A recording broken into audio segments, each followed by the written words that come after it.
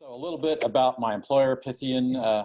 They allow me to go to several conferences a year and encourage it. So we're an IT organization, started out mostly with Oracle, moved on to other databases, and now working with a lot of DevOps and big data and various other buzzwordy things. And get back on my presentation. Yeah, there we go. Oops. This is the marketing slide. They like that 2 millennia of experience. I find that kind of funny, but well, yes. Nobody's ever said that before. And there's a little about me. There's my email address. If you want to ask me something, you can contact me. Sometimes I'm not real prompt at answering email because I tend to get a lot of email, but I will answer. Been doing this with Oracle since about 1994, member of the Oak Table. I think I'm still an Oracle ace. They haven't kicked me out yet. And if you're familiar with the Oracle L mailing list, I started that back in 2001 over frustration of a previous list, and it's been going strong ever since. So I don't need to belabor this too much. The reason I'm doing this presentation, the reason I put it together in the first place is I've interviewed a lot of DBAs, and I find out many of them don't really know how ASM works. So I decided, well, let's dig in and find out how it works, and that's what this is about. I'm going to skip a lot of slides here. In fact, we've already hidden a number of them. I'm going to talk about some overview and concepts, a little about database storage layer. There's just not enough time to cover everything I have in this presentation. But at the end, I'll have a QR code and the URL, but you can just take a picture of a QR code and you can download this presentation along with all the scripts and trace files and everything else that I have that goes with it. Hopefully I left all my passwords out, not that it matters because they're all just local databases. Not going to talk about ACFS, ASM Flex, or anything like that. So I think that was a slide. Oh, I left that one intentionally. This is the last slide in one whole section. This is one of the coolest things in Filter Driver.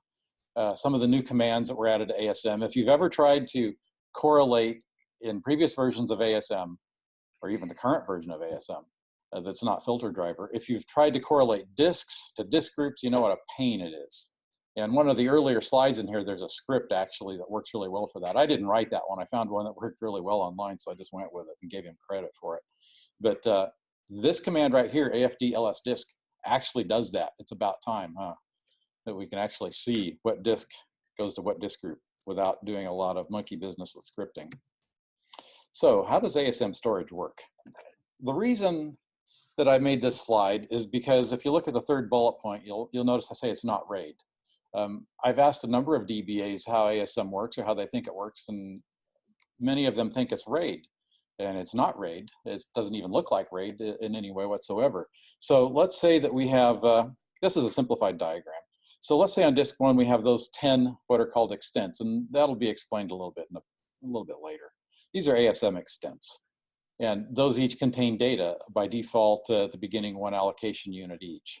So in a normal redundancy disk group, those are scattered across the partner disks. And there's some terms here that will be further explained in more detail as we go on. But right now, I wanted you to see how that data is made redundant. And it's pretty straightforward and simple.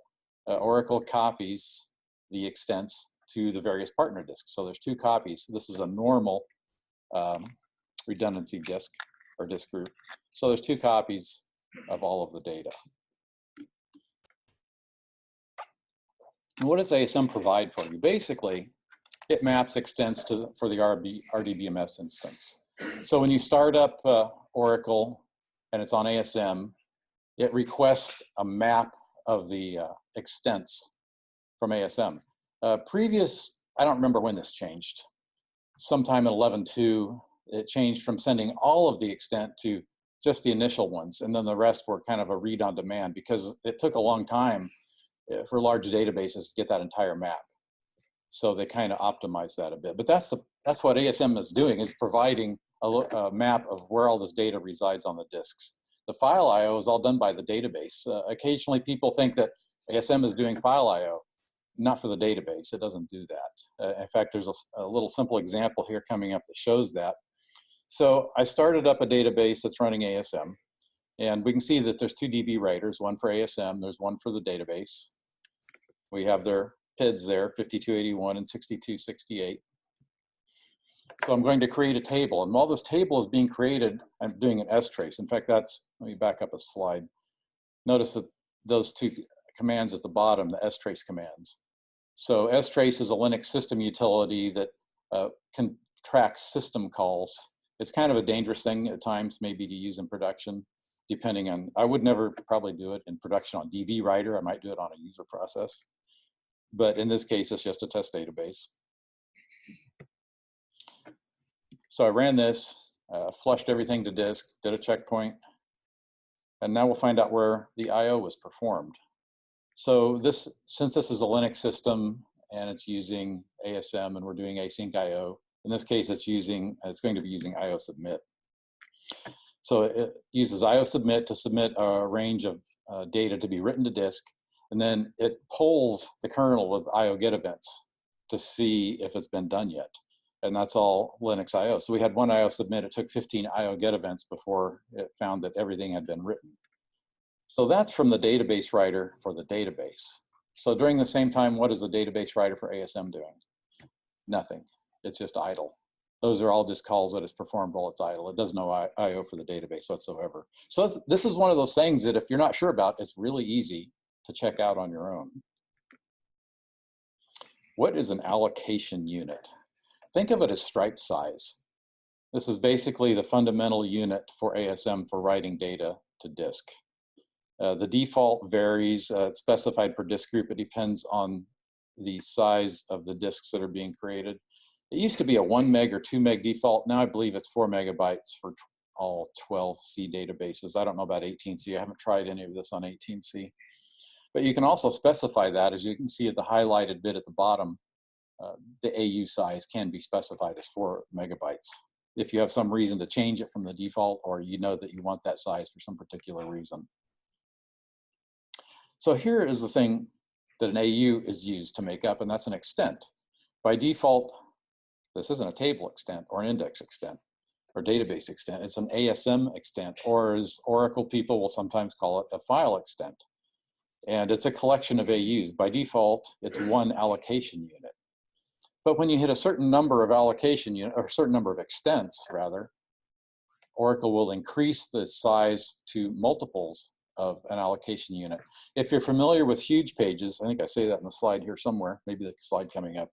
If you're familiar with huge pages, you know that the reason that that works on Linux and other systems is because of the page allocation tables, and you want to reduce the number of those, and you have a better chance of hitting those on the onboard cache on the CPU. And that's how huge pages works. You're reducing the overhead. And this is very similar. You're reducing the number of things that Oracle has to keep track of in big data objects. So that those extent maps are smaller, the memory structures are smaller, and they're faster to traverse. The bottom there, it says for AU sizes greater than 4 meg, how it's calculated is using the application block size to support maximum file size. And they're what I think it means. It's not really explained very well. It's one of those things you sometimes find in the documentation for Oracle that's a little nebulous in that they're trying to give us some idea of how it works, but nobody really wants to explain it. Either that or the tech writers didn't know. I don't know which. Could find it out through experimentation. I just haven't tried to do that yet. So why would you want to increase the extent size? This is what I was talking about just a moment ago. I got a little ahead of myself. They all have to be mapped. So we have to supply that map to the RDBMS. If you have, let's say, 1 million extents, well, that's quite a bit. Oracle will have changed that actually when it hit 20,000 extents, so that you started using more allocation units per extent to reduce the number of extents and reduce the size of some of the memory maps. So the larger the extents, the fewer the entries are in that extent map. So I found some things that I wasn't too sure about. They seemed like discrepancies to me, however, because they talk about the extent map being, or rather file sizes being limited by the extent size, the number of extents. But when you look at the documentation and you look at what the calculated sizes are that are available, you know, the maximum size you can have, they all come down to a 32-bit integer. And it's looking at the number of allocation units, regardless of extents. It's always counting the number of allocation units.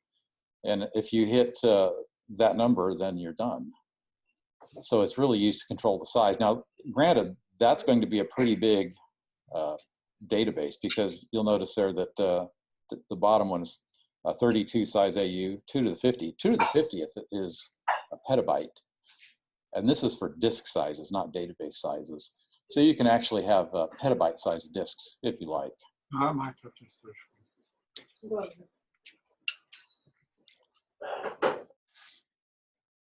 Well, this is a little small. Let me take a look here. Okay, this is the limits AU per extent. This is just a script. Oh, here's what the script, and this script is included in the download zip file that you can get. That'll be shown at the end of the presentation. All I'm doing here is looking for extents that have more than one AU in them in a database. And it's just a test database, so there's not much. What was interesting was to see that a couple things here. The highlighted bit, first of all, is 104.8572. 104.8575 is the highest integer you can have at 2 to the 20th. And it's kind of interesting because the documentation says that the limit is 1 million files. Well, what they didn't mention is that that's binary, because we do have files that go up to 104.8575. Now, in this case, also interesting is the fine-grained striping. It has 32 AUs in it, and that's because it's fine-grained striping, where it's spreading it out as much as possible. And that was a voting file on a rack system, voting files rather. Here's the one that's 104.8575. I still have not discovered what that file is. I don't know what that file is. I haven't, I think I dumped it, but I couldn't learn anything from it. It was all binary data. There was nothing in it that was recognizable. But the point was that it was a limit of 104.8575 files, not 1 million. How do fail groups work? So maybe when you first started reading about ASM, you saw some of the things about fail groups, maybe separating them into different SAN trays. You may have a SAN tray A and a B, and they may be on different heads. But the point was that if you had disks fail in SAN group in SAN A, you didn't want SAN disk tray B to have any of the disks that were in those, because then they would fail as well. So maybe you would have a fail group. I found that initially the Oracle documentation was not very good about explaining what a fail group was. They said that they were disks that you expected to fail together. Well, I didn't quite understand some of what they were talking about. But the point of the fail group was that if you're going to have a failure, you wanted to make sure that you still had disks available, hence the analogy of using 2 SAN trays. And there may be other reasons for doing that as well. So when you look at the Oracle 12.1 admin guide for ASM, it'll mention the number of fail groups that you might expect to use for redundancy. Excuse me. For normal redundancy, they recommend 3 or more. And for high redundancy, 5 or more.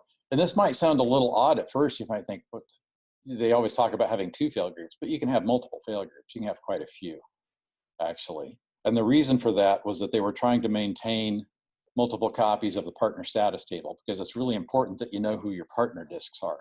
And those are the ones we looked at earlier, where we had the top disk that had all the extents, and then each of those disks below it that each carried either 2 or 3 of those extents for redundancy purposes were partner disks. We have to know where those are.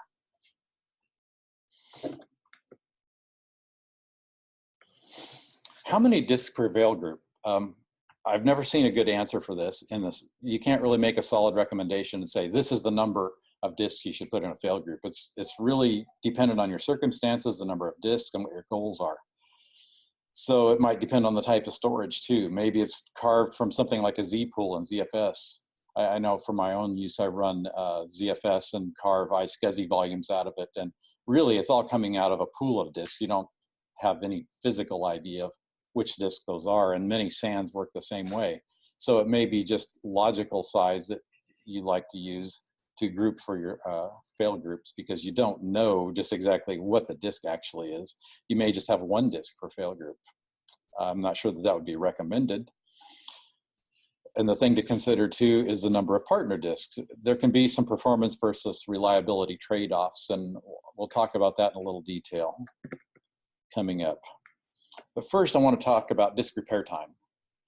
As I don't know how many of you are familiar with disk repair time, working with ASM, but in each row of a $ASM disk, it will have a column called disk repair time, and there's a counter. When a disk fails, Oracle starts that counter, it counts down, and when it gets to 0, it removes that disk from the disk group. So up until that time, if you have a disk fail, it's just marked as failed, and you have, by default, 3.6 hours to replace it. So that 3.6 is the calculated mean time, and it's an industry average, the calculated mean time between failures. And I'm not sure that using that particular value makes a lot of sense. You might want to alter that, and I'll show you how to do that. But if you don't get that disk replaced before Oracle drops it, it rebalances the disk group. So that might not seem like such a big deal unless you have 200 disks in that disk group, and it's the middle of the day, and it's going to slow everything down. So maybe you want to think about altering that in your circumstances. And there's the query to see how to find the default, which is 3.6. But here's how you can change it. So what you have to do is change it before. If you have to plan for it. Like many things, you have to plan for it. If you know how long it's probably going to take you to replace a disk in a disk group, you might want to alter these in your disk groups. So that way it gives you sufficient time to get that disk put back in, and then just force a resilver of that particular disk, which won't take too long at all, rather than rebalance the entire group, which is what will happen if that timer times out.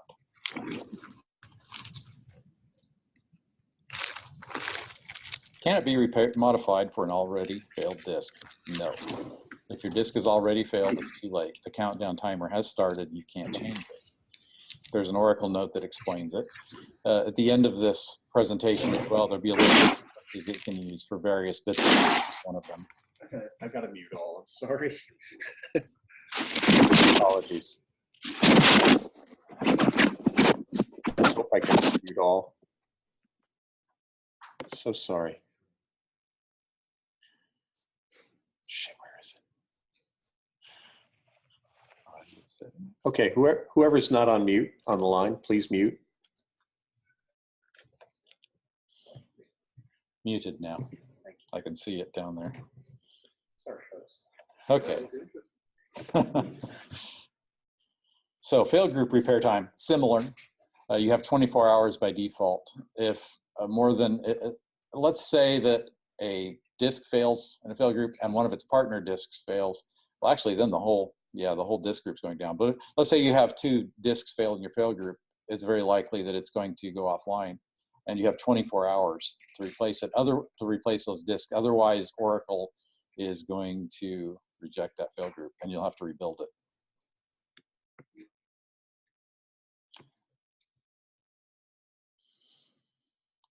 Tim, are you still here? It says my screen sharing is paused. I don't know what that means. We'll just keep going. And this is how you would alter that. Okay, required free mirror megabytes. Who here has ever been confused by this? Yeah, me too. The first time I didn't look into it until I found an error, not really an error, a troubling thing that I saw in a report, and we'll come to that and explain it. But let's start out by showing how we can see the fail groups, the disks in the fail groups. And there's a query, ASM fail group members, which is included, and I'm not showing it here, but you have access to that. So for each fail group, you can see which disks are in it, which group members, which are the group members from $ASM disk. So here we have the required free mirror megabytes, and we have some interesting figures here. We have that one and the usable file megabyte. So when you have 655 gig approximately in a normal redundancy disk group, you get less than half of that for actual usage. You get 245 gigabytes to use for data. And you probably wondered, why is that? Well, we can explain it here. So the total disk group size is 655 gig approximately. We have 4 fail groups. So with normal redundancy, Each fail group has to carry 25% of the total data size to allow for 2x redundancy, because we need to have 2 copies of everything. So there's 163 gigabytes right there. And if we back up a slide, I believe that is shown. Yes, the required free, mirror-free megabytes, 163 gigs. So that's what's needed for each fail group, in addition to the storage. So the usable file megabytes is that little formula right down there. Free megabytes minus required free megabytes divided by 2. And why did we divide by 2? Because it's normal redundancy. If it had been high redundancy, we'd divide by 3. So here's the reason I first dug into this years ago. Has anyone ever seen this happen? Moss, seen it? Okay. I saw this on a report one day, usable file megabytes, negative. There was no error, there was nothing in the alert log, but I thought, that doesn't sound good to me. I didn't know what the problem was. So I started digging into it, and there is an Oracle note that explains this. But what has happened is that Oracle will allow you to use more storage than you actually have available under the required, under the free megabytes. So in this case, you see that we have used, okay, it doesn't, the free megabytes is too low. We see we've overused that. So what's happened is that if you were to lose a disk out of this disk group, Oracle would no longer be able to guarantee that it can maintain redundancy, or rather, as fail group, maintain the redundancy of the data. And if you were to lose another disk, you're going to lose data and have to go into recovery mode. So this is Oracle saying, you've used more space than you really should have. If you lose a disk, we can't maintain redundancy. So here is a little bit about the partner disks. This is the same slide we saw before with different bullet points on it. So for each disk, the extents are replicated on up to n partner disks, and n is less than or equal to 10 by default. And this is how ASM provides redundancy. Again, it's not RAID. Doesn't look like RAID. Oh, I mentioned, I don't know if I mentioned, I have this t-shirt I'm going to give away at the end for whoever I can spot first answer a question, because this made me think of it. Love your data. It's an XL. Should fit most everybody.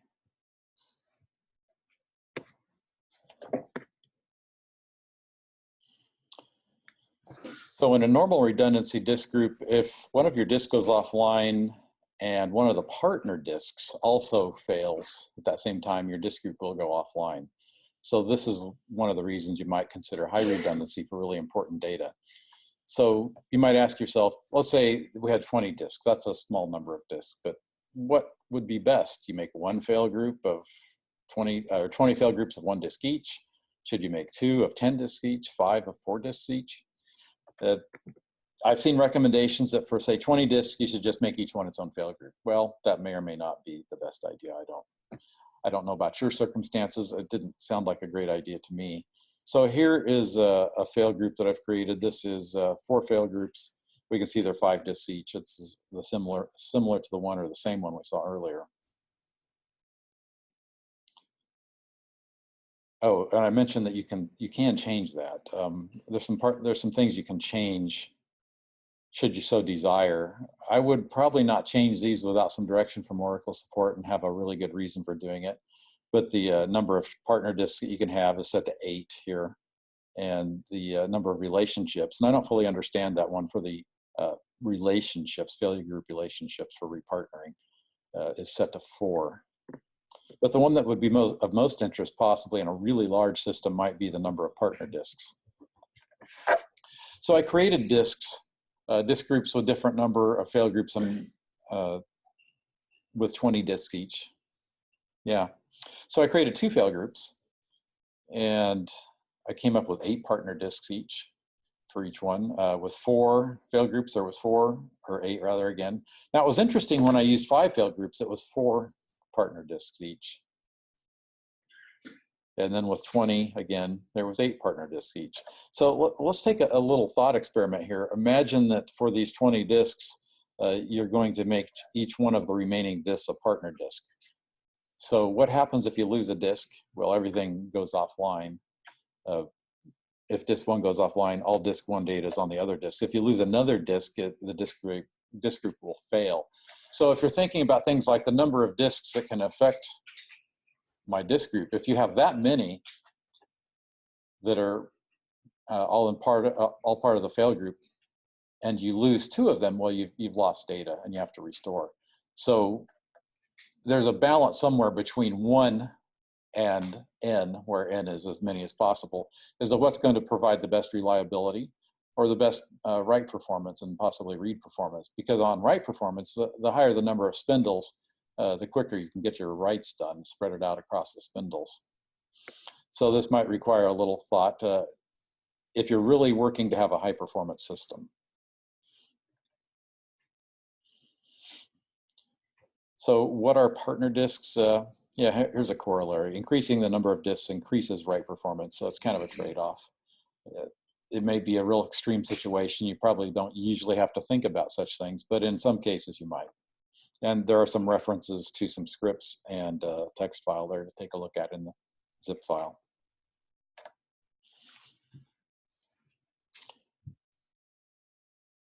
So for high redundancy, it's a little more resilient than normal redundancy because we have 3 copies of everything. So if a disk and 1 partner fail simultaneously in a normal redundancy setup, that disk group goes offline. But with high redundancy, it stays online. And here's an example. It's part of the SQL, it's not all of it, but some of the most salient bits of it, creating a simple 3 fail group or a normal redundancy. I'll get it right, high redundancy disk group. And we can see the partner disks here. So this is an interesting slide. This is actually the output from one of the scripts that's included, where you can see each disk, you can see the disks that make up its partner disks in each of the fail groups. And this is for the triple or high redundancy disk group. So what happens if we have a failure?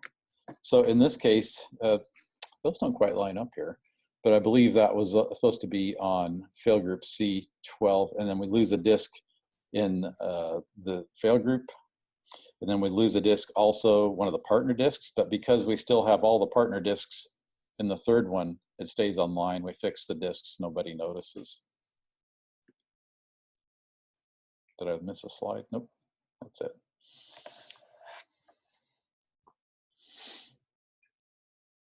This is one that was supposed to be hidden because I wasn't going to talk about rebalancing. There we go. This is an interesting topic, partitioning ASM disks. So there's a lot of stuff that goes on because of legacy numbers. Legacy block sizes of 512 for disks. Now newer disks, they use 4096. Database blocks are usually 8192 or 16384 or maybe larger. What happens if when those disks are partitioned, the file system created, or it doesn't, in this case ASM is really a file system, the file system created on top of it doesn't align on those boundaries? Well, if you take a look at this slide, and I have borrowed this slide from Thomas Kren because he did such an excellent job and I gave him credit. I couldn't make this any better.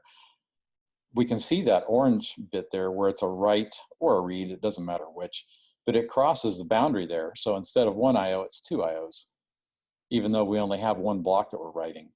And this is a case of that file system, and think makeFS. If you're making an ext4, 3, or whatever, and you didn't align those properly, you would have the same thing. And ASM is doing the same thing. It's creating a file system because ASM really is a file system for your database. So we have extra IO going on there.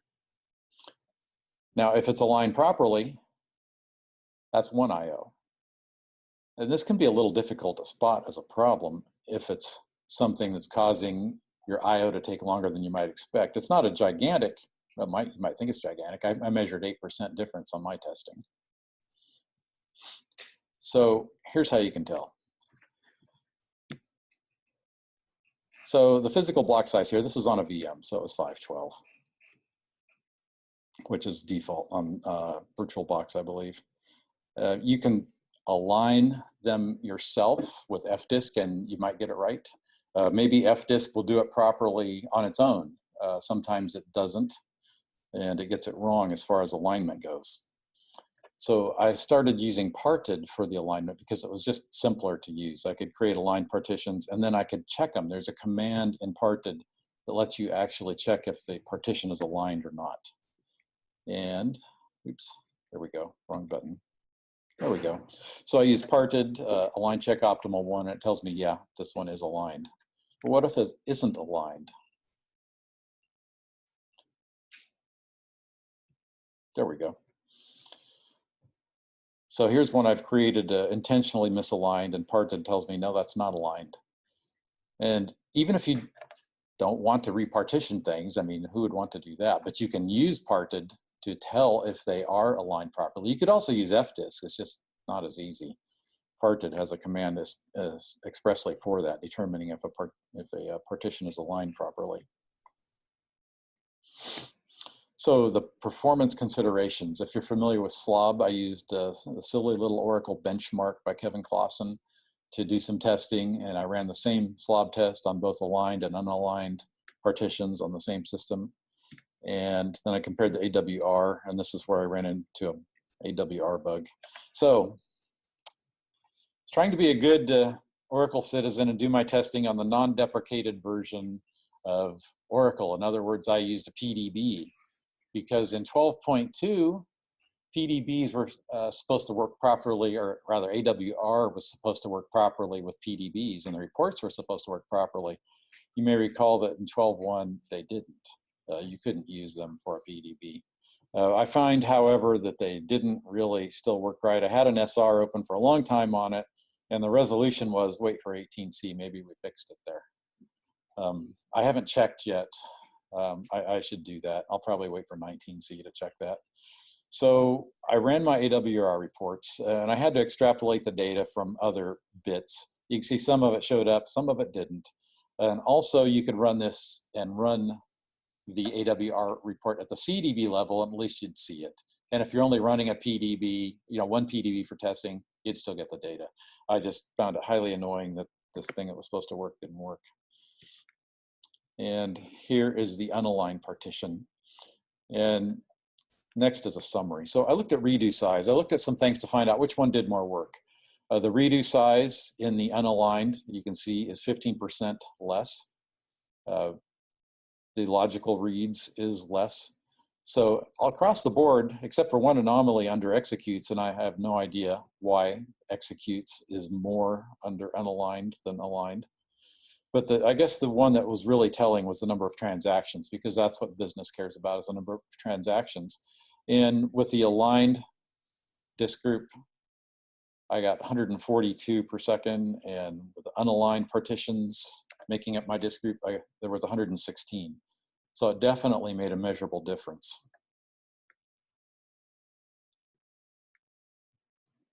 Oh, now some really geeky stuff. This is kind of fun. Let's see where we're at for time here. How much time can I spend on this? Not a lot. Okay, so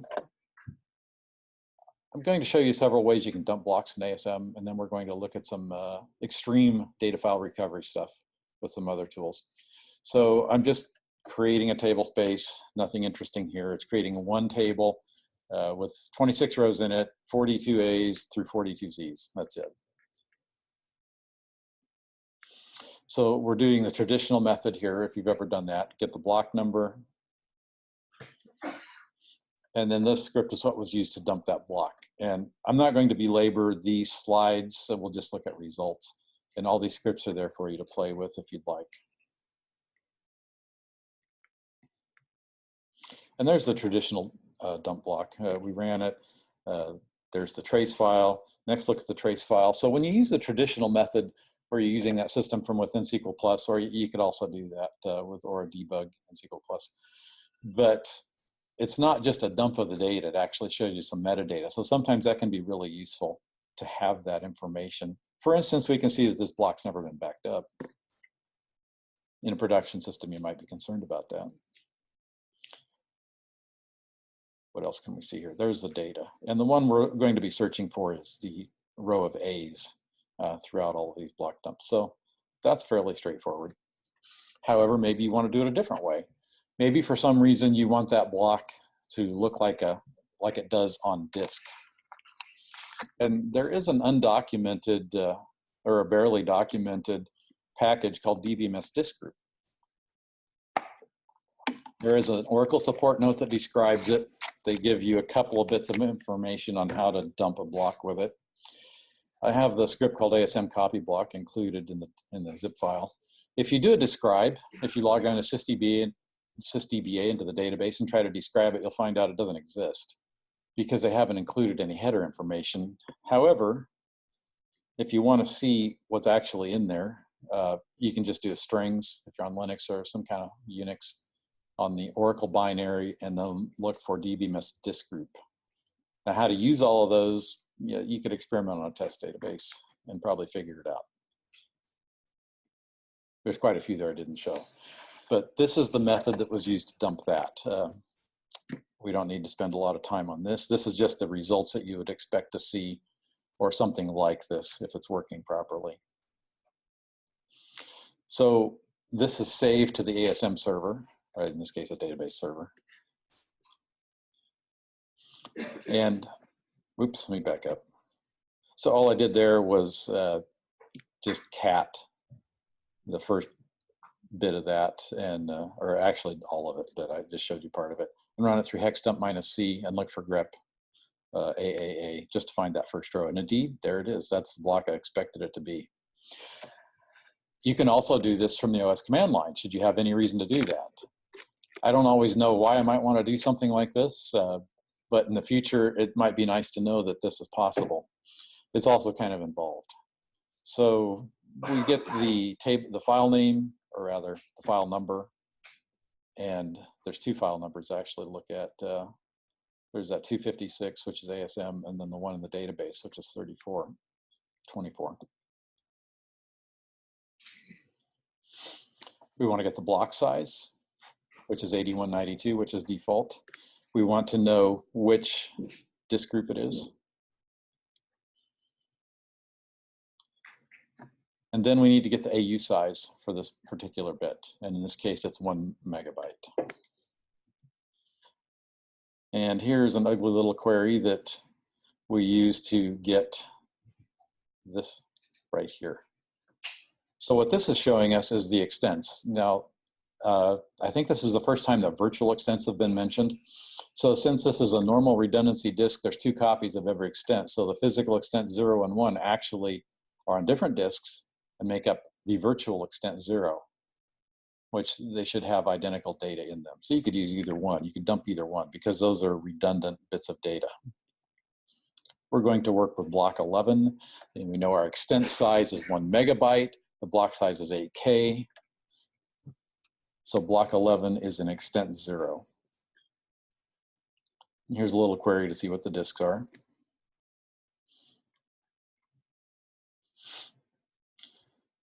So working on the information from the previous one, if we use disk 11, we have to start at about 102 meg into the disk, disk 16, 12 meg from the beginning. So here's a DD command to get that information, and we're getting it off of the disk where we have to skip 102 meg. So we're using a block size. Again, it's a binary 1 meg, so 104.8576. Skip 102 blocks, get the first block after that, and dump it into a file called that name there, .dump file.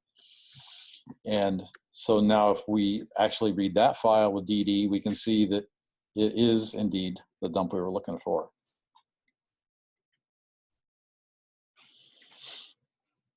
So here's the math to do that. The blocks per extent times the extent number plus 11 for this one equals 13067. So we can just go directly to that block now and skip to block 13067 with an 8K block size and get that to a file instead of dumping the entire file. Are they equivalent? Yes, they are. For some reason, one of the methods, the dbms disk group, was also dumping the previous block. So it dumps both virtual copies I don't know if it's supposed to do that or if it's a bug. So I just picked one. And I guess a way to find out is if it does it also with a triple disk, the high redundancy, and see if you get 3 copies. Anyway, I dumped one of those blocks, compared it with an MD5 sum to the one we just created with OSCLI command method using DD, and they are indeed the same. So here's extreme data recovery. Now, I haven't really talked about it too much, but I'm not a fan of external redundancy, which is why it says, or why you do not want external redundancy. I'll explain that a bit. If you have SAN administrators that are really good and system administrators that are really good and on top of their job and configure everything properly, and you never have to worry about it, then external redundancy is probably fine. I've seen a number of instances, though, where external redundancy disk groups failed, and often because of misconfiguration, somebody not doing their job quite right. It depends on who is taking care of the storage, I guess, is what I'm trying to say. And a number of times we've had clients approach us at Pythian, or actually not clients, it's potential clients that have a disk group that's failed, and it's always external redundancy, and they don't have a backup. I don't know how they get in that situation, but I can't recall seeing this kind of situation other than a bug happening with normal or high redundancy disk groups. So if you fully trust your system administrator and SAN administrators, you're probably good to go with external redundancy, but I don't always trust them. So let's say that we have this case. It's an external redundancy disk group. The header blocks have been messed up. We don't know what happened to them. You can't mount the disk group. There's no backups. What do? Does it really happen? Yes, it does really happen. We have extracted data files to the extent possible directly from ASM disks at the command line to recover as much data as possible. A few simple examples here will get you started should you find the need to do that. And in fact, it's one of those things where you might want to just play with it and practice it. So not that you're going to be doing it every day, but at least you know that it can be done and have some idea how to do it and where to find the resources to go do it should it be necessary. So we're going to start with AMDU.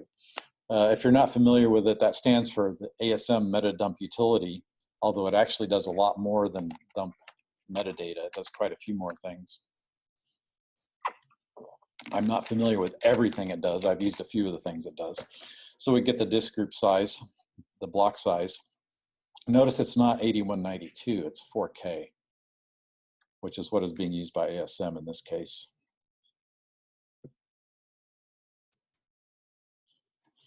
So previously we had used 8192 for the database block size, but ASM is doing writes and reads in 4096, 4096 bytes. So we have to double the count and add 1 because it starts at 0. So dumping the same block as previously where we were dumping block, 11? Now we have to do 11 plus 1, so it's block 23.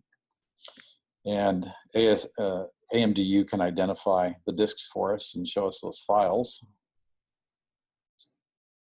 We can see where those are. Now it's going to dump the data out of that, and that's on the next slide. But notice at the bottom there, it's actually calling, in this case, a utility called kfed. And we can use that same line. That's kernel file editor. It's an interesting name, but you can use it kind of like DD, but it can do things that DD can't with ASM disks. But that's the command it used. And here's the data it dumped out. Sometimes this can be kind of interesting. I know one of the cases where we had to do this extreme data recovery, it was actually a fairly simple fix once it was discovered. For somehow that endian bit had got flipped and ASM couldn't read the data. Maybe somebody wore their Radium vintage watch into the data center and flipped a bit on a disk. I don't know, but something happened to it. But that's that. So if I take that same command, I can use kfed to dump that directly to a file from the disk. So it's mostly used with external redundancy in my experience anyway, where a disk has failed, the disk group's offline, the backup's too old, or there's no backup, or for some reason they can't recover it.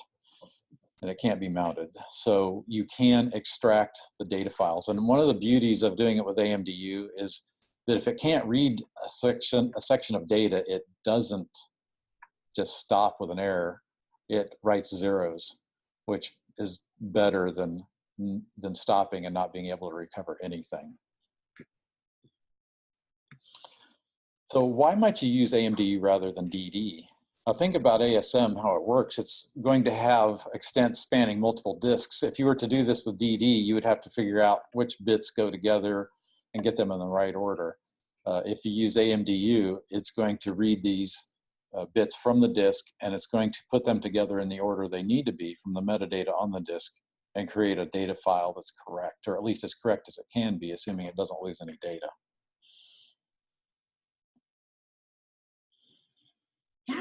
And here's the report from it. Blocks not found, 0 blocks, which, you know, as soon as you see that blocks not found, you think, what's that about? But it always shows that. So if everything was found, it'll say 0.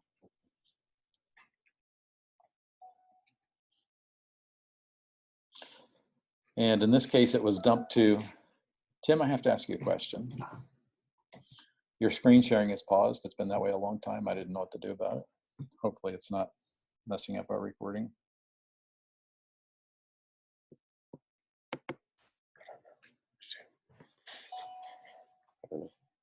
Well, we'll see if I have no idea how it showed up. Well, we'll find out later how the recordings are. Okay, let's go back to the presentation. And in this case, it actually extracts it to ASM. So if I go into ASM command and do an ls -ls on that file, we'll see that there it is. And it's the size we expect it to be. And you can dump that out to the file system if you want or need to. And that pretty much brings me to the end. I guess I'm just about on time. So here is the, oh, before that. So I'm supposed to stay by the microphone. Okay, so I have one Love Your Data Pythian t-shirt, extra large, for someone that can tell me what type of RAID does ASM use? None. None. RAID none. That's right. ASM does not use RAID. Maybe on the back end in storage, but that ASM doesn't know about that. Okay, so here's the slide. Here's a bunch of references, blogs. Did a lot of reading for this. And here we go. That QR code will take you to the download of this and all the files that come along with it. And does anyone have questions?